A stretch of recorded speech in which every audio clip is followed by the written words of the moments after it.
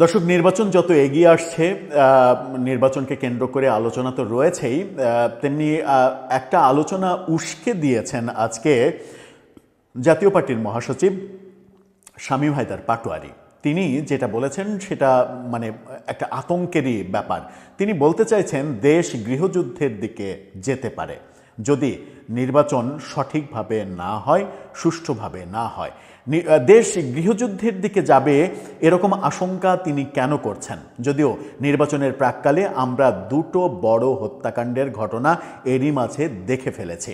একটা তো মানে রীতিমতো আলোড়ন তুলেছিল শরীফ ওসমান হাদির ব্যাপারটা, অন্যটা বিএনপির নেতার ক্ষেত্রে যেটা হলো, সেই ক্ষেত্রে বিএনপিকে অনেকটা উদাসীন রাজনীতি করতেই দেখা গেছে। বিএনপি মনে করেছে যে এটা একটা বিচ্ছিন্ন ঘটনা, এবং শুধু মনে করে না, তারা বলেও দিয়েছে যে এটা একটা বিচ্ছিন্ন ঘটনা। এবং বিএনপির আরেক নেতা বলেছেন যে এই ধরনের ঘটনা ঘটানো হচ্ছে সরকারকে বেকায়দায় ফেলাতে, অথচ তাদের বড় একজন নেতা আক্রান্ত হচ্ছেন এবং হত্যাকাণ্ডের শিকার হচ্ছেন। এরকম ঘটনা যখন দেখছি, তখন জাতীয় পার্টির মহাসচিবের এই মন্তব্যটা আমাদের মনে, আমরা যারা সাধারণ মানুষ তাদের মনে সত্যি সত্যি আতঙ্কের জন্ম দিতে পারে। কি ভাবছে জাতীয় পার্টি? কেন দেশ গৃহযুদ্ধের দিকে যেতে পারে? কি এমন পরিস্থিতি হলো যে এরকম কথা তাকে বলতে হলো? কি বলতে চাইছেন তিনি? চলুন একটু জেনে দেখি এই ভিডিওতে।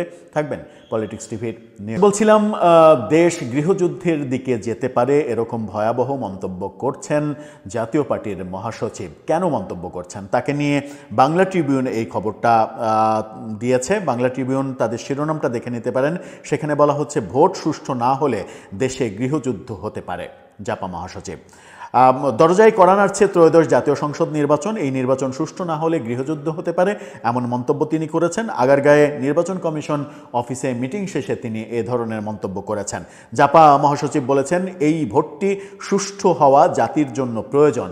এই ভোট সুষ্ঠু না হলে দেশে গৃহযুদ্ধ হতে পারে, রাজনৈতিক মতপাত পার্থক্য বাড়তে পারে, দেশের অর্থনীতি ধ্বংস হতে পারে।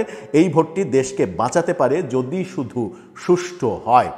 তিনি আরও বলেছেন, ইসি যথেষ্ট নিরপেক্ষতার সঙ্গে কাজ করার চেষ্টা করছে। কমিশনের এই নিরপেক্ষতা আমরা মাঠে দেখতে চাই।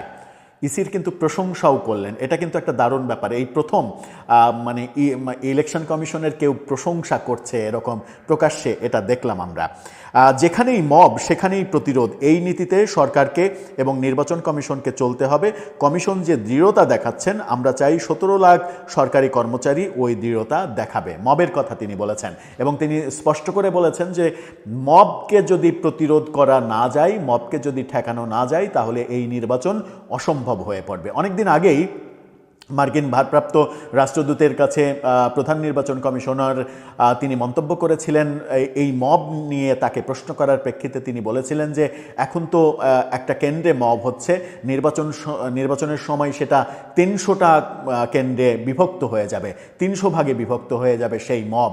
আর মব যখন 300 ভাগে বিভক্ত হয়ে যাবে, তখন দুর্বল হয়ে পড়বে। সেই দুর্বল মবকে প্রতিরোধ করা মানে সহজ হবে। এই ধরনের একটা হাস্যকর মন্তব্যও তাকে করতে শুনেছিলাম, যে মব দুর্বল হয়ে যাবে, 300 ভাগে বিভক্ত হয়ে যাবে। আদতে মবকে নিয়ন্ত্রণ করতে না পারা এই সরকারের যে অনেক বড় একটা ব্যর্থতা, এবং বলা হয় যে সব থেকে বড় ব্যর্থতা। এই সরকারের 2-4টা ভালো উদ্যোগের মাঝে যেগুলো সব থেকে বড় ব্যর্থতা হিসেবে সামনে এসেছে, তার মধ্যে মব সব থেকে বড় ব্যর্থতা। এবং মবের মাধ্যমে সারা দেশে যে অরাজক পরিস্থিতি তৈরি হয়েছে, সেটা সর্বশেষ সরকার সত্যিকার অর্থেই উপলব্ধি করতে পেরেছে প্রথম আলো ডেইলি স্টারে হামলার প্রেক্ষিতে। প্রথম আলো ডেইলি স্টার বাংলাদেশের সব থেকে বড় দুটো গণমাধ্যম, সেখানে যখন হামলা হয়েছে তখন সরকার সত্যিই টের পেয়েছে, এবং সরকারের প্রধান উপদেষ্টার প্রেস সেক্রেটারি অবশেষে এর অস্তিত্ব, মবের অস্তিত্ব স্বীকার করেছেন, এবং নিজে যে অসহায়ত্বের মধ্যে চলে গেছেন সেটাও প্রকাশ করতে দ্বিধা করেননি। তিনি লেভেল প্লেইং ফিল্ডের কথা বলেছেন। লেভেল প্লেইং ফিল্ডের জন্য সেনাবাহিনী, পুলিশ এবং প্রশাসনকে কাজ করতে হবে বলে বলেছেন। আজকে আমরা দেখেছি জাতীয় পার্টির যে এমপিদের যাদের মনোনয়ন অবৈধ হয়েছিল তাদের আপিলের প্রেক্ষিতে 4 জন মনোনয়ন ফিরে পেয়েছেন, আরও কয়েকজন অপেক্ষায় রয়েছেন, এরকমটা আমরা দেখেছি। মনোনয়নের আপিলের ব্যাপারগুলো চলছে, এই আপিলের ব্যাপারগুলোতে আমরা অনেককেই প্রার্থিতা ফিরে পেতে দেখছি। তার মধ্যে এনসিপির সাবেক নেত্রী তাসনিম জারা, যিনি ঢাকা 9 আসন থেকে স্বতন্ত্র নির্বাচন করছেন, তিনি তার মনোনয়ন প্রার্থিতা ফিরে পেয়েছেন। তিনি আশা প্রকাশ করেছেন ফুটবল মার্কা নিয়ে তিনি নির্বাচন করবেন। ওদিকে হামিদুর রহমান আজাদ, কক্সবাজারের জামাতের সহকারী সেক্রেটারি জেনারেল, তার মনোনয়নপত্র বাতিল হয়েছিল, আপিলে তিনি প্রার্থিতা ফিরে পেয়েছেন। এই দুটো বড় খবর আজকে ঘটেছে মনোনয়নের প্রার্থিতা ফিরে পাওয়ার ক্ষেত্রে। কিন্তু জাতীয় পার্টির মহাসচিব যে গৃহযুদ্ধের আশঙ্কা করছেন, সেটাকে কি আমরা অমূলক কিংবা একেবারে উড়িয়ে দিতে পারি? তার মন্তব্যটা কিন্তু খুবই সিরিয়াস, খুবই গুরুত্বপূর্ণ। কারণ নির্বাচনের প্রাক্কালে এখনও কিন্তু আমরা সহিংসতা ঠেকাতে পারিনি।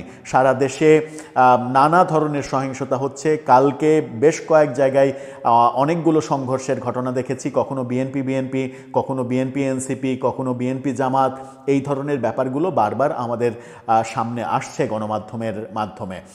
এই ব্যাপারগুলো ঠেকানো যেমন জরুরি, তেমনি প্রশাসনের বলিষ্ঠ ভূমিকা প্রয়োজন এই নির্বাচনটাকে সুষ্ঠু নির্বাচন হিসেবে সুষ্ঠু নির্বাচনের ফলাফলটা বের করে আনতে। এরই মাঝে রাজনৈতিক পালাবদল আরও হতে বাকি আছে কিনা সেটাও একটা বড় প্রশ্ন। আমরা জানি যে একদিন পরেই মার্কিন রাষ্ট্রদূত, নতুন রাষ্ট্রদূত, তিনি বাংলাদেশের দায়িত্ব নিয়ে বাংলাদেশে আসছেন। তিনি আসার পরে আবার কোনো নতুন পরিস্থিতির জন্ম হয় কিনা সেটাও একটা